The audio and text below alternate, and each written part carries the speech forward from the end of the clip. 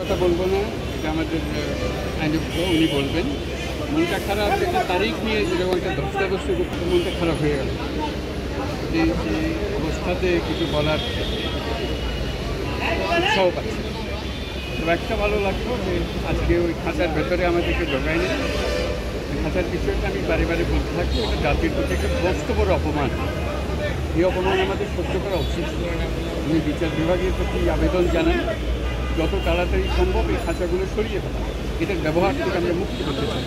এটি সবাইকে জানিয়ে গেলাম, আপনারাও বারে বারে দেখেন এটা। আর বিস্তারিত বিষয় নিয়ে মামুন সাহেব, ধন্যবাদ।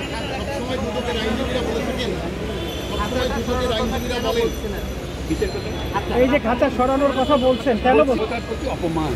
কেন মানুষ পশুর মতো খাঁচায় ভরে রাখবে কেন? এটা কোনো বিষয় হলো না, কোনো বিচারের বিষয় না, কিছু না। এটা নেহায়ত একটা অপমান করার বিষয়, সারা জাতিকে অপমান করার বিষয়।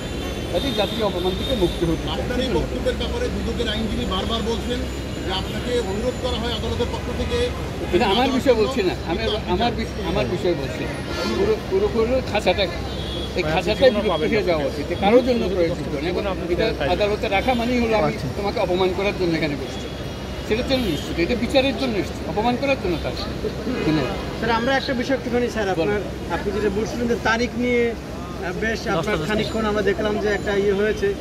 আপনি কি মনে করছেন যে আপনার মামলাটি খুব দ্রুত গতিতে আপনার আমরা এটা যে কেউ আদালতে উপস্থিত ছিল সেটা মনে হবে তাৎক্ষণিকভাবে একটা বিচার শেষ করে ফেলতে চাচ্ছে, এরকম একটা মনোভাব আসছে।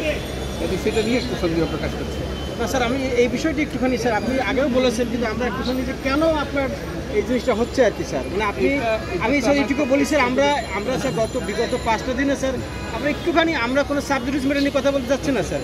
আমরা যে বিষয়টি আপনি লিটিগেন্ট স্যার, সবাই বিচার প্রার্থী দিতা, তো আপনি যদি একটু কাইন্ডলি বলতেন যে কেন মনে হচ্ছে স্পিরিট ট্রায়াল, কেন আপনি মানি লন্ডারিং, কারাপশান, অনেকগুলো এলিগেশন আসছে আর কি, কী কারণে আর কি আপনার আসলে মানুষ কিন্তু আপনি একাধিকবার বলছেন পরিষ্কার না, মানে জিনিসটা কেন এই বিষয়গুলোর কোনো ভিত্তি তো নাই। কাজে এটা ভিত্তি ছাড়া একটা আদালত, একটা মামলা, সেটা তাড়াহুড়ো করে ফেলাটাই তাদের জন্য মনে হচ্ছে একটা করণীয় বিষয়। এটা পরিষ্কারভাবে বলতে পারবেন উনি এখানে আদালতের। আপনি একটা কথা বলছেন ভিত্তি নাই স্যার, আপনি একটু যদি কাইন্ডলি বলতেন যে কেন ভিত্তি নাই স্যার, আপনি যদি মনে করছেন স্যার বলবেন একদম। তারপরে স্যার আপনার মুখ দিয়ে স্যার, আপনি যেহেতু স্যার আমি প্রতিহিংসার শিকার হচ্ছেন বা রাজনৈতিক শিকার হচ্ছেন, কিছু একটা শিকার তো হচ্ছে তো বটেই, এটা তো পরিষ্কার।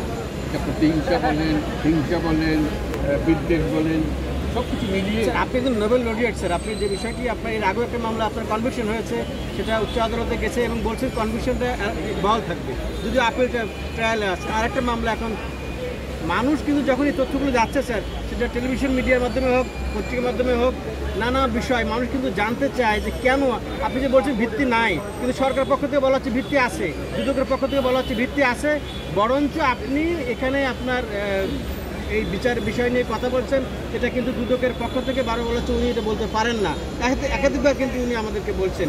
আপনি কি মনে করেন দুদকের আইনজীবী বলছেন যে আপনি এই সাবজেক্ট ম্যাটার নিয়ে কথা বলতে পারেন? এটা আমরা বলবো লয় ভিত্তি নাই, এটা ওদের লয়ার কেন বলবে? আমরা বলবো ভিত্তি আছে কি নাই, সেটা আমাদের বক্তব্য না। কিন্তু স্যার আপনার এই যে স্পিরিট ট্রায়াল বলছেন, একটা মামলা কনভিকশন হয়েছে স্যার, আপনি সাজাপ্রাপ্ত ওই মামলাতে স্যার আপনার লেবার যে ল যেটা আর কি, আপনি কি মনে করেন যে জাস্টিস আপনি পাচ্ছেন?